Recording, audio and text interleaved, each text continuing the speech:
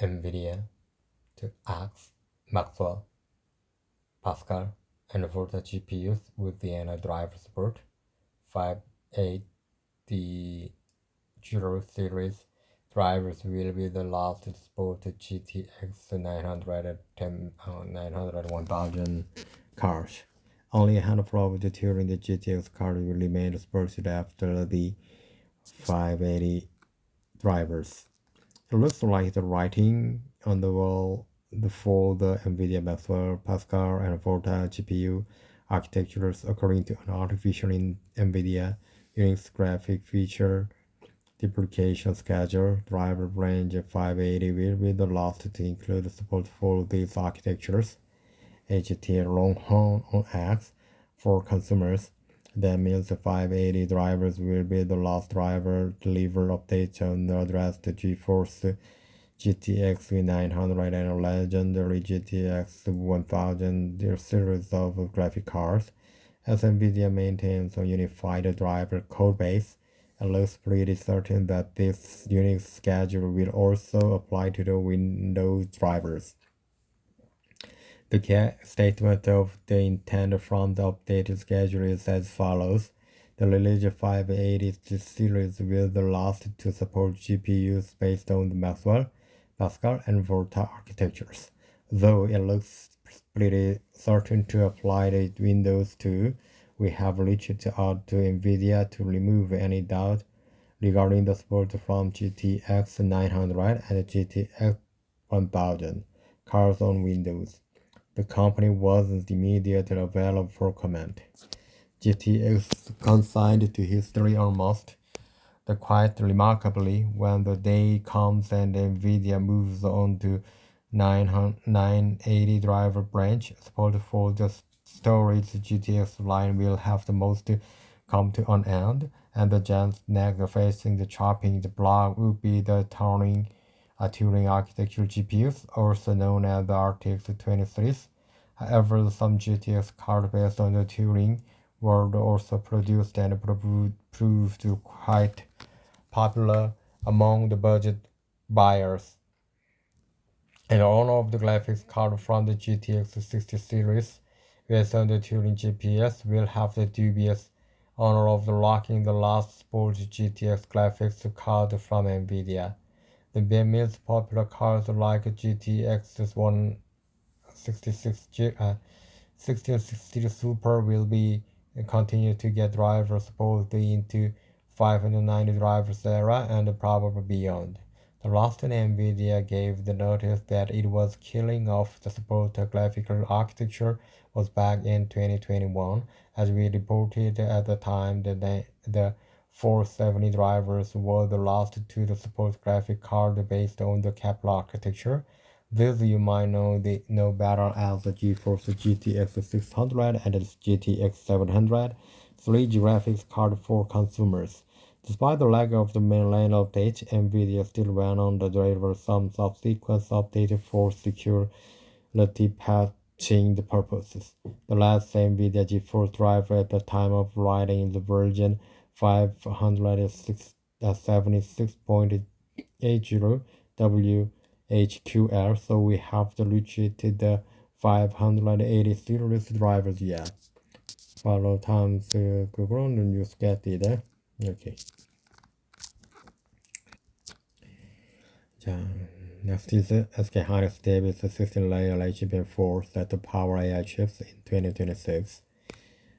The HPE Discover 2025 SK Hynix unveiled each 6-layer 6th generation high-bandwidth memory HBM4 the first time, aiming to maintain its technical logical leadership and the HBM4 field and drawing widespread attention. A little too short. Micron jumps on the AI chip demand strong for Q4 forecast. Shared Micron. What is this? The former Intel CEO Gary Singer has some advice for Japan Lapidus. The Rapidus needs to do something special to distinguish itself. Food is a highly competitive market for advanced semiconductor. Former Intel CEO Pascal Singer said, "We applauded the effort of Japan to bring Rapidus to the market." Garrison said during a news conference in Tokyo this week, and when asked about the potential of Rapidus becoming a leading chip makers. However, we also said Rapidus needs some fundamental differentiated technology, because if they were trying to catch up with the well-executing TSMC without some leap ahead capability, we think that's a very hard load. Gelsinger is now the general partner at Playground Global, a venture capital firm based on Palo Alto, California, that focuses on investing in deep tech startups. Rapidus, a foundry established in 2022, started the pilot production of next generation 2 nanometer chips in the Chitose, Hokkaido in April. Rapidus plans to mass produce those semiconductors starting in 2027. Chips are more advanced, but also more technologically challenging as a measure of the transistor gate size force. Japan is stuck at the 40 nanometer level, but Rapidus has been teaming up with IBM to make 2 nanometer high chips. Rapidus is Matsuyoshi Koike has indicated that the company does not intend to go toe-to-toe with the TSMC, since Rapidus will not be aiming for the super large scale production, which is TSMC's business model.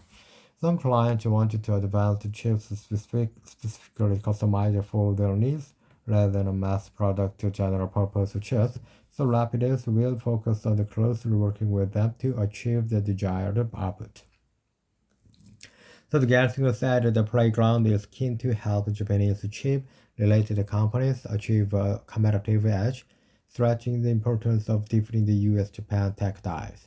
With the U.S.-Japan has been a powerful partnership for the future technology and the future of semiconductors, said Gelsinger, who headed Intel until the last December. Part of the reason we are here is meeting with the respective Japanese companies to help build that leap ahead capability, Gelsinger said. Representatives from some of the stars backed by the Playground also joined the news conference in Tokyo. Given the Japanese companies have significant market share in materials, packaging, and equipment for the chip industry, working with the Japanese company provide opportunity for foreign invested startups, Gelsinger added. San Jose, California, AR Labs, one of the investees, have cutting-edge silicon photonics technology that can be embedded optical communication capabilities within a chip package. Chip-level optical interconnect is more energy efficient and allows for faster data transmission compared to the traditional copper networking, with the use of artificial intelligence increasing rapidly. Energy consumption by AI data centers is expected to grow rapidly, so breakthroughs in energy saving the chips technology are seen as key. The Workawide, CEO of AR Labs, indicated the working the Rapidus is possible option in the future. The company already works with the large founders such as TSMC and GlobalFoundries, and has received investment from the NVIDIA and AMD. Last December, NTT Docomo Venture announced an investment in AR Labs. Rapidus. Siemens joined 2 nanometer alliance targeting 2027 production. Rapid EDA vendor Siemens have aligned in support for the new Japanese foundry aimed for a 2 nanometer wafer production by 2027. Rapidus is building the alliance with the ecosystem partners such as IBM and AI chip designer Tenstorrent. IBM, the world first the company to make 2 nanometer chips on the pilot line in New York State, is transferring tech to Rapidus, which will potentially become the IBM suppliers. Rapidus is working with IBM and the global R&D organization IMEC to start commercial production of the world's most advanced silicon, just 2 years behind the industry leader TSMC. Rapidus is expected to gain a competitive advantage over the large rivals TSMC and Samsung and accelerating wafer cycle time. Rapidus and Siemens will develop a process design kit based on the Siemens Caliber platform, a verification solution that enables manufacturing optimization and reliability assessment from chip design through to fabrication. The partners support the Rapidus manufacturing for design MFD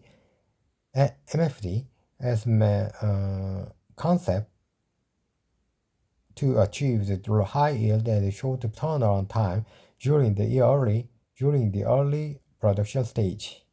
The Rapidus is dedicated to advancing the co-optimization of the manufacturing and design and is committed to providing a design environment that dramatically speeds up the realization of the customer needs for next generation semiconductors. The Rapidus CEO Matsuyoshi Koike said in a prepared statement, Rapidus is a state-of-the-art semiconductor foundry will dramatically shorten the time to tape out by achieving MMFD for the 2nm gate-all-around process. The Rapidus and Siemens will build a reference flow to the support design, verification, and manufacturing from front end to back end from front end to back end. Throughout the creation of a reference flow, utilizing products such as Caliber and Solido, we will jointly build the future of semiconductor manufacturing that excels in reliability, speed, and scalability and safety. The Marcello, CEO of Siemens EDA. The Rapidus is innovating by integrating the foundry process from design to manufacturing with the secure management of the design data, ensuring the manufacturing traceability and reduce information leakage risk through the collaboration with the EDA provider. Rapidus aims to strengthen its supply chain reliability. Rapidus fell under the construction on March 27, 2025. The ecosystem partnerships. Rapidus has alliances with the chip designers such as Tenstorrent and IP licensing deal with the South Korea's LG and automotive assets maker, both semiconductor. IBM aims to make Rapidus one of its chief founders. Japan and the US aims to reduce dependence on China and the semiconductor supply chain, and Rapidus is a growth of that partnership. IBM has been working with more than 150 Rapidus engineers in Albany, New York to perfect 2nm technology for manufacturing, so IBM Vice President Mukesh Kar told the EE Times in December 2024. IBM currently uses Samsung as a foundry supplier. Rapidus is obviously just like Samsung as foundry partner, Karet said. We are looking for the developed technology that we can get ready, and then our product teams will start to evaluate the technology and make the right decision. We as a partner know the technology and know the features and can be a lot more efficient,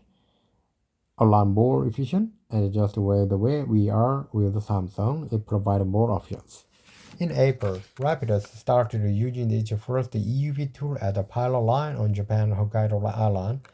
The company and IBM have worked to develop the EUV tech with an ASML tool installed at a New York facility in Albany run by New York Create, a non-profit organization. Rapidus in March 2024 started a second project as focused on the back-end processes to enable the development of large and more power-efficient chiplet packages that use 2nm silicon. To support this goal, the project has been creating design kits and chiplet testing, tech and volume production, and package design. Rapidus is working with IBM, Fraunhofer in Germany, and A-Star IME in Singapore on the packaging tech. The Japanese company has established a new R&D operation, Rapidus Chiplet Solution, at a Seiko Epson plant adjacent to the Rapidus facility in Hokkaido. Next. Top Semiconductor to make launches a talent competition in China. ASML is looking for 16 skilled lithographic engineers. The ASML has introduced an online competition in China to promote knowledge of lithography and identify skilled engineers. The contest is designed to deepen awareness of how lithography works, especially the process of creating circuit patterns on silicon wafers, and encourage the development of specialized expertise in the country. As side bonus, the competition will show ASML remains dedicated to the Chinese market despite the restriction imposed by the US and its allies, reported the South China Morning Post. The event invited participants among professionals working in the semiconductor industry as well as enthusiasts with a scientific background. The initiative aims to offer a way to Chinese participants to explore the lithography in depth as well as locate the new talent to work for ASML in China. According to the ASML statement, as the 60 highest scoring participants will have the chance to interview for the position at ASML, and an additional 65 individuals will be added to the list of the candidates who may be considered for future employment. The competition will run from the late June through the early July and will include 20 questions. In 2024, mainland China surpassed Taiwan as the ASML largest regional market and accounting for 36.1% of the total revenue, according to the market annual disclosure. And that end, ASML extended its presence in the country and established a new and bigger repair center in Beijing, which will replace the old one, in a bid to properly serve each expanded installed base in the country. The center needs the employees so that the competition could be a part of ASML's effort to staff its new repair shop. However, ASML management expects sales in China to decline in 2025 as a diligently fulfilling a backlog of orders accumulated in previous periods, as well as a stricter export limitation imposed on the tools that can be shipped to China. In response to the restriction imposed by the US and its allies and Chinese companies, including the high-tech giant Huawei, and universities have increased the effort to build the domestic lithography system, and the Changchun Institute of the Optics, Fine Mechanism to Physics, which operate under the Chinese Academy of Sciences, posted a recruitment notice offering unlimited compensation for PhD researchers willing to join a project developing domestic lithography system, reported SCMP. The next one is the Intel manages to decimate competition with its Lunar Lake SoCs, bringing the faster AI performance compared to the Qualcomm Snapdragon X Elite SKUs. The Intel's Lunar Lake mobile platform has now evolved into a leading option for AI-focused performance across the consumer devices, beating the alternative from the AMD and Qualcomm's. Intel Lunar Lake Core Ultra 200V is a mobile platform auto-dominate in AI benchmark scenarios, outperforming the competition. As it comes to the laptop segment, Team Blue has made a significant stride with the past few releases, such as the Lunar Lake and the Meteor Lake platform, which not only opened up new performance levels but also introduced the AI performance benchmarks into the scene. With its cutting-edge dedicated NPU engines, Intel started the race for AI tops, and despite the competition, the Team Blue managed to dominate this segment. In a new benchmark released by the company at the client update at the Computex 2025, Intel revealed that it holds the throne in AI performance. The related storage Intel's next-gen Jaguar Shores Gaudi AI GPUs to feature SK Hynix HBM4 memory neural architecture GPU for Edge AI coming in 2025. Starting with the Intel Core Ultra 200V Lunar Lake series, the claimed with this their efficient mobile new SoC to date, offering the unmatched AI capabilities and the best built-in graphics support and much more. When comparing power efficiency benchmarking against Qualcomm Snapdragon X Elite SQs, Team Blue showed that it takes the lead in a battery life across the conventional workloads such as Microsoft Teams and Microsoft 365 with battery timing differences of more than 3 hours across such scenarios. Here's a quick look at the test presented. So apart from just the ordinary application, Intel managed to test the Lunar Lake Core Ultra 7 258V and stacked it up against the AMD's Strix Point Ryzen and AI 7 350 and the Snapdragon X1E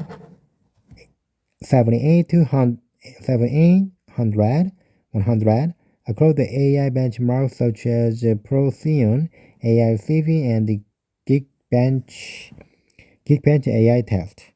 Upon testing multiple configurations such as Int8, FV16, and FV32, Intel concluded their high-end Lunar Lake SoC outperforms other mid-tier options from competitors, showing leading performance in such scenarios. Intel is tipped in the scale towards its regarding AI performance alone, given that a company AMD brings in the unmatched AI power. This is said to be significantly improved with the Team Blue next-gen Panther Lake SoC, which is said to be a high-performance design with a consumer launch beginning in the H1 in 2026.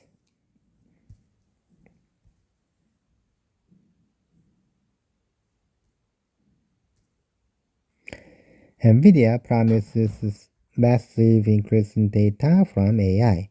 Multiple reports indicate an ongoing slowdown in the growth of data traffic on telecom networks, including wireless networks, but the rise of AI might challenge or even reverse the trend.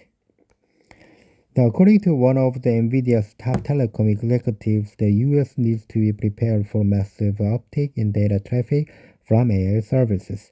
Traditionally, communication network divorced voice and data and video. In the future, mobile network will also be called upon to support a new kind of traffic, AI traffic, said Ronnie Vashishita, the SVP of the telecom at the AI chip giant NVIDIA. Vashishita made his comment on a congressional testimony at the AI in the everyday and current application and the future frontier in communications technology hearing in the House of the Representative Energy and Commerce Committee subcommittee on the communication and technology. AI traffic will include the delivery of the AI services to the edge and inferencing at the edge. Mobile networks will be supported applications such as autonomous vehicles, smart glasses, generative AI services on the phones and devices, or the holographic, the communication services, collaborative robots, and many more applications that we haven't thought about yet. Vashishita said the transmission of this massive increase in the data needs to be resilient and fit for purpose and secure. That the House hearing the focus on a wide variety of topics, including how AI might enhance the U.S. communication networks as well as how it might protect against cyber threat and malicious actors. So, however, in his testimony, Vashishita hinted at a growing concern among executives in the telecom industry who wanted to understand how the rise of AI service will affect a telecom network, including some capacity-constrained wireless network in near and distant future. Data slow down near and distant future. Data slow down. Recent evidence point to a slowdown in a traffic growth in a telecom network, specifically the wireless network. For example, for the first time ever, its mobility report, which is published every 6 months, Ericsson acknowledged in November that the rate of growth had decreased. On the forecast side, we see continued mobile network traffic growth, but at a slow rate, said Frederick Jardine, the head of Ericsson's networks business area, and introduced into the report. Similarly, Offenvolt said the monthly average the broadband data consumption inched up just 7.2%, the lowest rate of the growth it has recorded since it began reporting such trend in 2012. And Reuters recently reported that analysis major predict a 15% annual growth rate in global mobile internet traffic in the next few years, down from 23% in 2023 and 60% in 2018. The AI impact, but experts believe AI could deliver the trend. AI representative AI move to the mobile device. You are going to a massive pickup in the mobile data traffic, said the DigitalBridge CEO Mark Ganji during the company recent earnings conference call.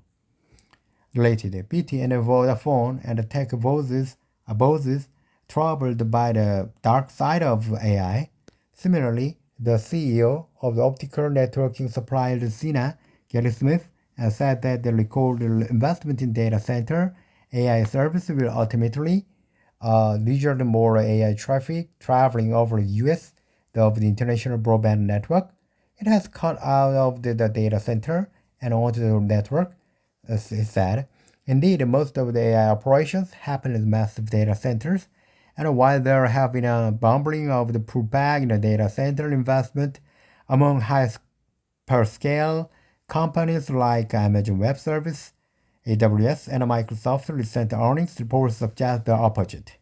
Hyperscale data center demand remained strong in 1Q25 of our channel checks indicate 1.5 gigawatt of the hyperscale data center leasing was signed based on specific deals we are aware of with 1Q25 leasing when aligned with the 4Q424 high-scale leasing levels and up year over year versus the 1.3 gigawatt of high-scale leasing we highlighted in 24 1Q, wrote the financial analysis of the TD Cowen and a recent report of investors.